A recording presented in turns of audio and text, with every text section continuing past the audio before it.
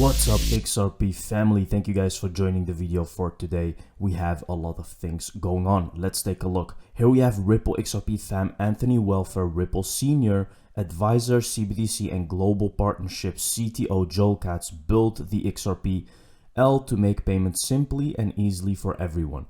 Let's take a look, guys. This is the Digital Euro Association. So let's take a look. Just on cross-border there, because obviously Ripple, our entire business has been founded on cross-border payments. So 10 years of cross-border, and we're processing around about 15 billion a year in cross-border on our one side of our business. So for enterprise, so we see this massively. We've been working in the space 10 years, and I think really interesting discussions internally of how CBDCs stroke regulated stablecoins. So we sort of see regulated stablecoins and CBDCs fairly similar from a tech perspective, especially more or less, if it's issued by a commercial bank, it's fairly safe. Obviously, if it's at the other end of the cryptocurrency scale, it's not as safe, as we've seen issues in the last few weeks and months. But in terms of the interoperability, it was quite interesting, a discussion that I had previously with one of our founders and the CTO, David Schwartz, who actually wrote the XRP ledger, one of the guys that invented it. And the way he looked at this, he wrote the XRP ledger to make payments simply and easily for everyone. That's the XRP ledger. That's what that's built for. So it's not built like Bitcoin and Ethereum for other things. It is built for very fast, cheap payments. And you can do tokenization and assets. What he said during my conversation with him was CBDCs are actually looking, in his view, and stablecoins is looking to be this cross-border solution that people are looking for. And exactly as Stephen's just said, is if you have what Facebook was trying to do, a global stable coin, then you can transact between the euro, between Europe and Lebanon and wherever, Afghanistan and wherever you need to. So you can do that sort of quite simply. The more I've got into discussions with central banks globally, the more they want to do their own things. So CBDCs are looking internal, and they're sort of missing the point. And I did an interview with an American banker this week around this to say it's great to have a CBDC based on different technologies. Crazy, right? Crazy, because this is actually showing you that the people that are actually in charge of making CBDCs or actually doing this are actually very uneducated, because the solution is already there. But that is why we have this lawsuit, guys. Do you really think that all the countries there are, because he's saying they are doing their own thing, do you think that all these countries don't know about Ripple? Well, they do now because of the lawsuit. The lawsuit literally gave Ripple the recognition actually that it needs. And imagine it wins, because listen, the Bank of America is just waiting for this settlement, guys. And we'll show you why. We'll show you that they're waiting for this. And once this is settled, you will see mass adoption. And when mass adoption is happening, what do you think will happen to the price?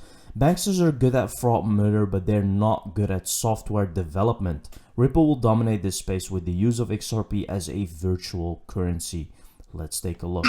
And there was another frivolous lawsuit of Ripple Labs by the U.S. government. It's, David, just to slow them down.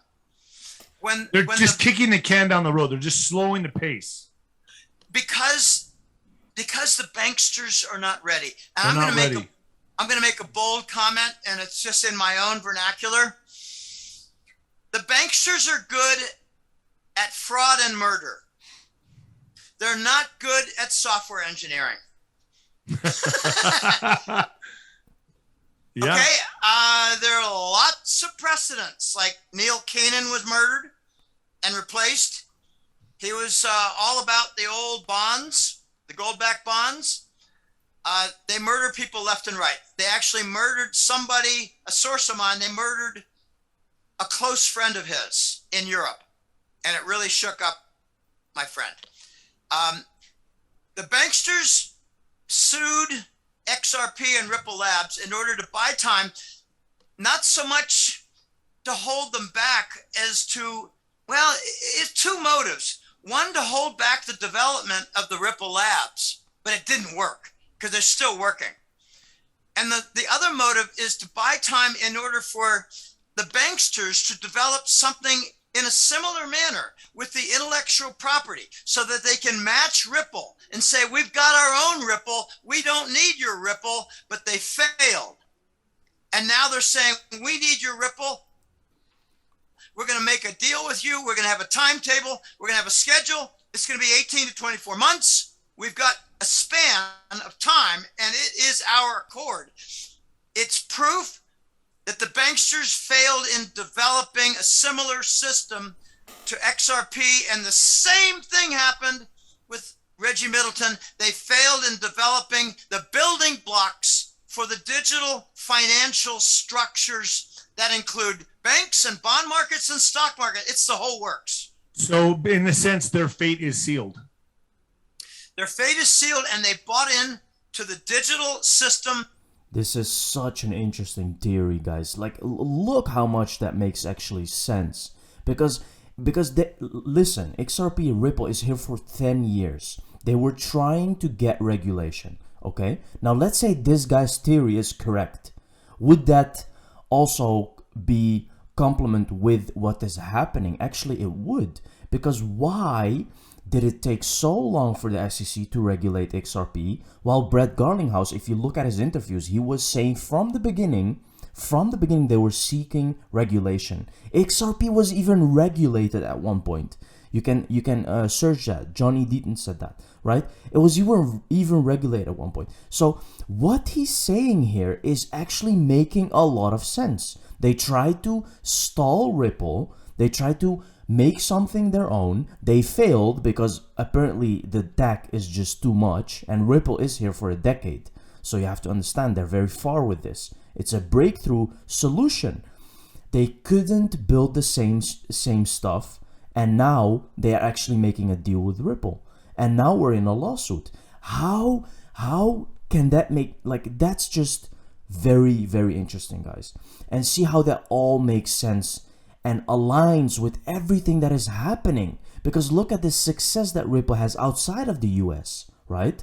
IMF Doc from August notes that Palau Ripple stablecoin effort USD on XRP Ledger. Most interesting is the context in the doc of the Marshall Islands cancelled project now also looking into a USD stablecoin. Will Palau have further implications? Look what they say here.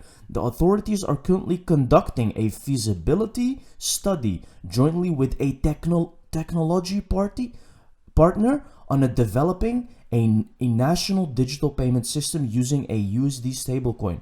Palau, under a partnership with a private crypto company or firms, is also exploring plans to launch a government-backed national stablecoin. And that's Ripple, of course, because Palau is an official partner.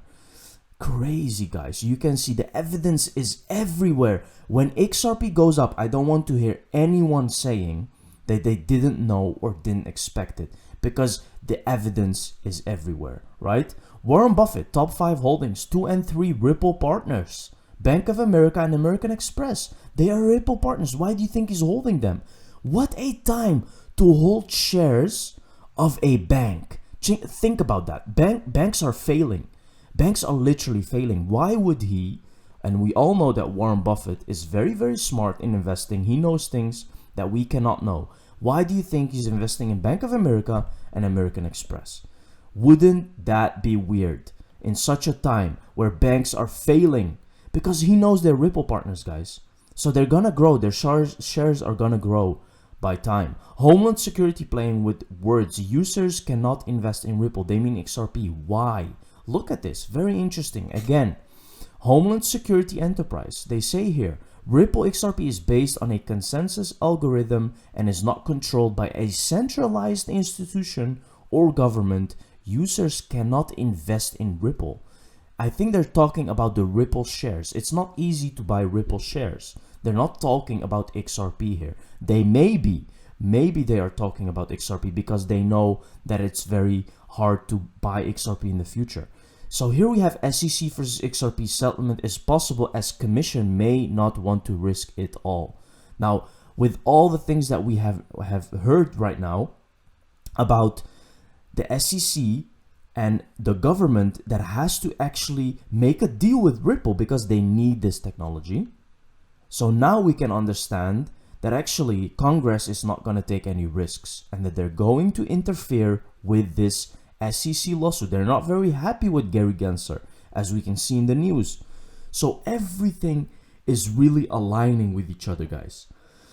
It's very interesting what's happening, and we may see a major event happening very, very soon as we struck full moon. Esker and Quadient partner with French government to develop electronic invoicing in France. Ripple ODL customer Flickr Scorpay was announced as upcoming integration into Esker, which manages over 300 billion euro transactions per year. That's a large sum, guys. That would definitely add to the price. And here we can also see how Ripple actually works. Here you can see on board. So this is step number 1, step number 2, step number 3, 4, 5, 6, 7. It's interesting, guys, what is happening right now. The whole world is going to be using XRP, guys. Mark my words. Here we can see some decodes of very interesting Morse code that this guy is dropping. So they're actually related to this Howard Moon post. Time to get back to Howard's The End is the Beginning posts. I bet there's more to find, right? But we are getting closer to full moon, and a lot of decoders expect something to happen on full moon, which is on the 8th of December. For your reading pleasure, look what they are saying in the Wall Street Journal, guys. Regulate crypto or it will take down the economy. Look how misleading. This is just insane, because this is all related to the FTX problem. But remember, FTX was not a crypto problem, guys. It was actually linked to the government using it to actually wash money away. This is insane, guys. What is happening right now? I'm telling you, open your eyes, because there is a lot of opportunity in what is really happening right now. Thank you very much for watching this video, guys. See you in the next one. Cheers.